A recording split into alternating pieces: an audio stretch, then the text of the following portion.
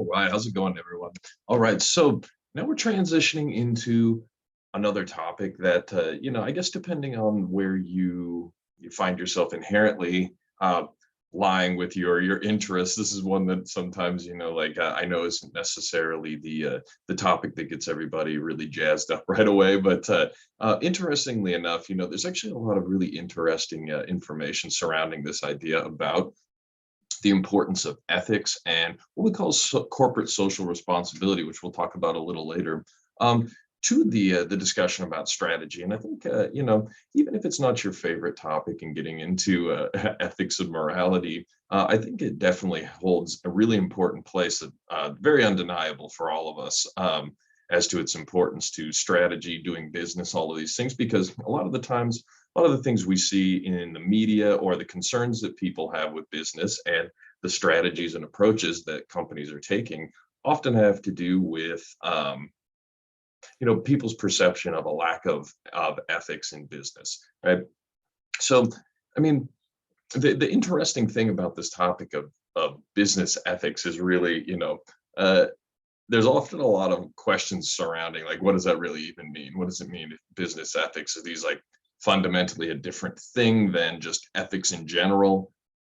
Short answer, no, not really. So business ethics is just this idea that, yeah, all of us have these general ethical principles. We all have these, what we'd say, like our standards that we have in our mind that are set, we perceive to be how we make, let's say, like moral, just decisions, right? So this is the idea behind our ethics. But the interesting thing behind this study of business ethics is it's really just an application of those personal ethics of ours. And this is where a lot of the hairiness to this idea comes into play, as we're going to talk about in a second. But our big key points, right, is we want to remember when we're making statements about a company's behaviors being ethical or not. We just want to remember this whole idea that ethical principles, they're really just guided by the perception of the individuals involved. So therefore, there there is no like specific set rules that everyone need to abide by outside of the legal format, right? But we've talked a little bit about the difference between legality and ethics, right? And whether something is morally correct or legally correct. That's a whole different conversation, of course, right? But we just want to remember this idea, right? Society tends to generally deem what is ethical or not, and then that is applied in our business dealings, right? So if our society thinks that dishonesty is a characteristic that we deem to be unethical or immoral, dishonest behavior in business is unethical.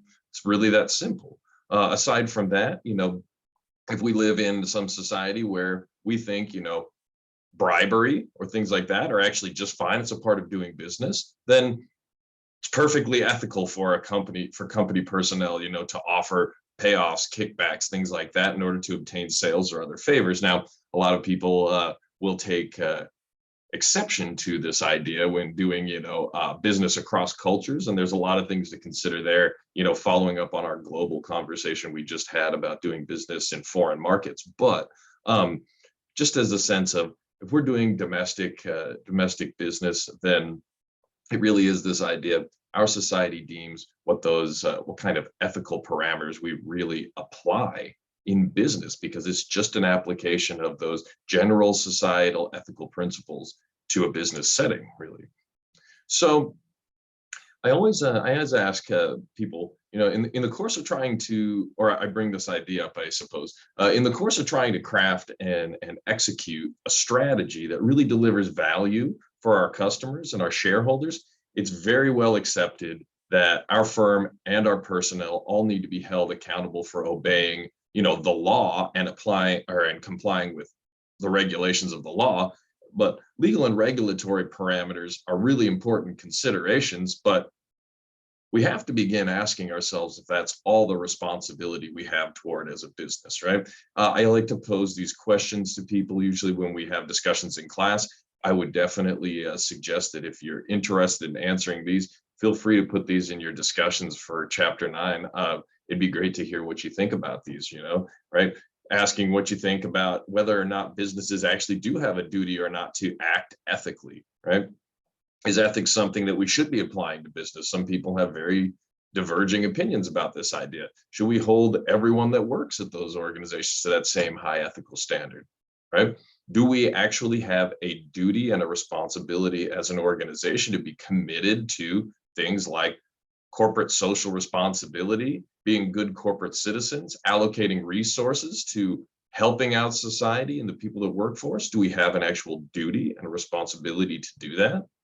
Um, do we actually have a duty at all? A lot of people seem to feel this way, especially our younger people feel that, businesses should be doing more than just is what legally required or that legal bare minimum in order to protect things like the environment, our future generations' lives, and making sure they don't harm the planet. There's a lot of disparity there between different people's opinions about that idea. So it'd be great to get your opinion if you let me know a little bit about what you think about that.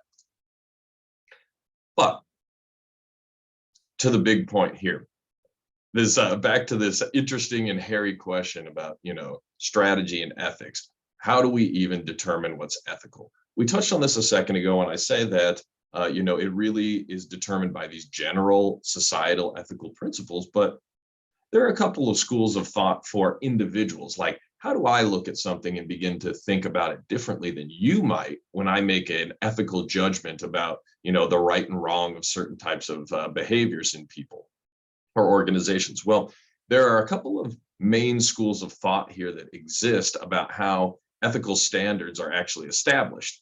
And the first one we call ethical universalism, right? This idea that what's right and wrong are universal. They do not depend on a culture. They do not depend on what society you talk to, religious differences, norms. What's ethical and right is ethical and right across the board. And there's just an inherent universal idea about ethics, right? We can probably all think of some universal morals that give us, examples of something that transcend culture and religious differences, things like, honesty, trustworthiness, respect, commitment to safety. All of these kinds of things seem to be universal ideas about what's ethical. But universalism really just supports that idea that there's a common moral agreement, that leads to universal ethical standards that we apply to members of all societies, all companies, all businesses, all these things. So even if you don't fully buy into this universalism belief, what about adopting this approach might actually be a good thing? I would challenge you to start thinking about that, like maybe, the fact that it draws on the collective views of multiple cultures and sets really clear boundaries that we might, agree on about, that's great for international firms. We might be able to have some guiding light there, but, could have helped businesses like Apple avoid some of the problems they had in the past when, the way they were treating employees was, pushing people to commit suicide and things like that in China for a while. And we also have, this idea about ethical relativism, right? This idea that universal moral principles, yeah, they may exist, but there are meaningful variations between our cultures, between our societies and religions that are very valid, that make really valid differences between how we determine what's ethical one place and another, right? We might think of some things that are viewed differently between cultures or religions or societies differently. A different society might feel it's completely fine, whereas another might feel like absolutely not, right? Things like bribes, our views on pollution standards, child labor laws, safety standards, all these kinds of things, they vary a lot between societies sometimes. So relativism really just supports this idea.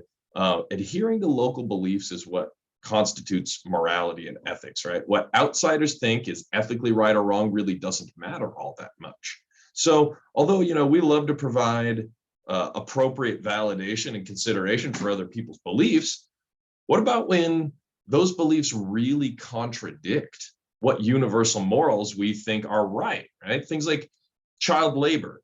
Should a multinational company be able to say that it's ethical when it allows 8-year-olds to work in one country but not in another?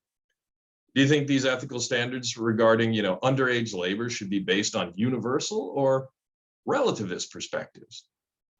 Maybe you're interested in this question, want to talk a little bit about it. See, the problem here with strict relativism is that when a firm's ethics change from country to country, they're essentially telling everyone they have no ethical standard.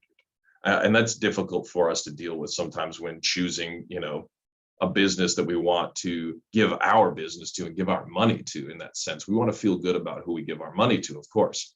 And our last view of what we do, how we determine what's ethical, is this idea of integrated social contracts theory. So ISC theory basically says ethical standards are going to be determined by a limited set of universal principles. They set the boundaries that supersede all those relative morals that might violate them, right? So it says, above all else, we put some things on a shelf that are ethical universally. Below that, we say, we'll take some consideration for relativism, as long as relativism doesn't exceed those bounds set by those ethical universal ideas, right? So when we think of ISC theory as proposing kind of a meeting ground between these two more popular views, kind of a compromise, you might say. So it allows for the very most important universal morals to take precedent, and still allowing for non-harmful local morals to guide behavior as long as they don't violate those universal guidelines, right? So we refer to this agreement as a social contract. And that's all individuals, all groups, all organizations, all businesses, and all situations have a duty to observe this idea. So in this case, universal morals create a first order norm, and relative morals become that second order consideration. Some things to think about when we keep considering this idea about what it is that makes something ethical to us in business. I challenge you to keep thinking about this idea and form a little bit more of your own opinion about where you stand amongst these, and go ahead and check them out. I've even put the guide on Canvas right below this, and you can take the quiz for yourself based on your own beliefs and see a little bit more about where you align.